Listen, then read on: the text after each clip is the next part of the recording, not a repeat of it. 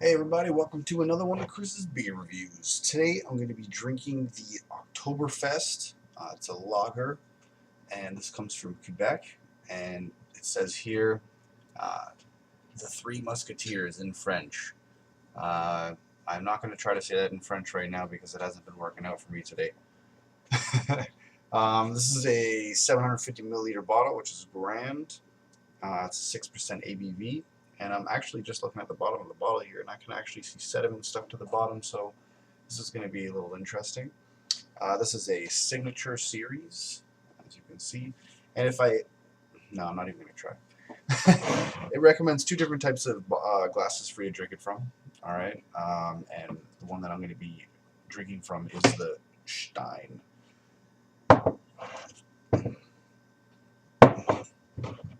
Alright, so here it goes. It's got one of these frilly tops here, usually 6 twists. 2, 3, 4, 5, 6. There you go. Cork top. A little bit of smoke there. Now, I'm not one of those people who can pick up on the flavors very well in these Oktoberfest beers. This is something that you're generally supposed to drink in the fall.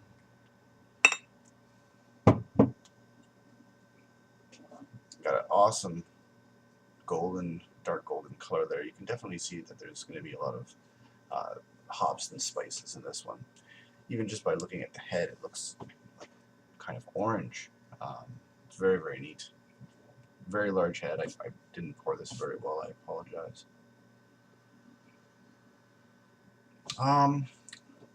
Definitely pick up on some cloves. A little bit of just a little bit of a nutmeg aroma.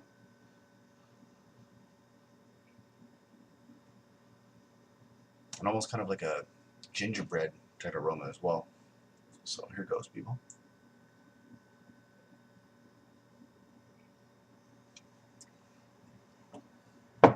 Okay, so I was right about the spices. There's definitely a lot of spices going on in there. There's a lot more than just gingerbread and cloves and nutmeg. There's a lot of other things going on in there. I'm almost kind of picking up on a little bit of an English ale taste, fuggles. There's like almost kind of like a dark caramel like aftertaste to it. It's not a strong caramel taste. It really is just a faint aftertaste that you can kind of pick up from it.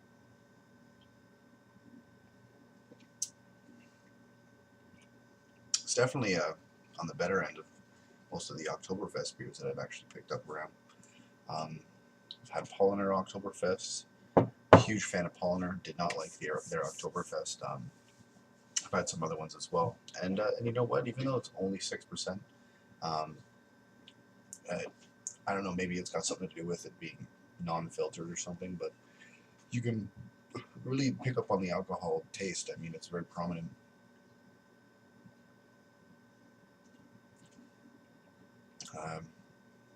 I'm probably right about the sediment. You got a long way to go with this bottle, as you can see. This is something that would be really good to share with your friends. On the back here, it says flavors are fresh grains, herbal, and barley sugar. Barley sugar is probably where I'm picking up on that kind of caramelized aftertaste that I'm talking about. And it recommends to be paired with something like German sausage or sauerkraut or pretzel. And there is a hop in here. It's called, in French, it's called, no, I'm not even going to try. It's called Pearl or Perle. In English, actually, believe it or not, that's what the type of hop is that's in here. And for malts, you got a Munich and a Pilsner and a Caramel 60. So there you go. That's probably also where I'm picking up on that caramel flavor from. The Munich that it's talking about in here, I generally get Munich and Fuggles very, very mixed up. They usually mix them together with beers, including English ales and stuff like that. So it's really hard for me to separate those two when I'm really getting down into the flavors. Aside from that, it's got some other types of numbers on here, but yeah, IBU. It's 20 IBUs. you know, it's not very hoppy. I mean, it tastes hoppier than it is.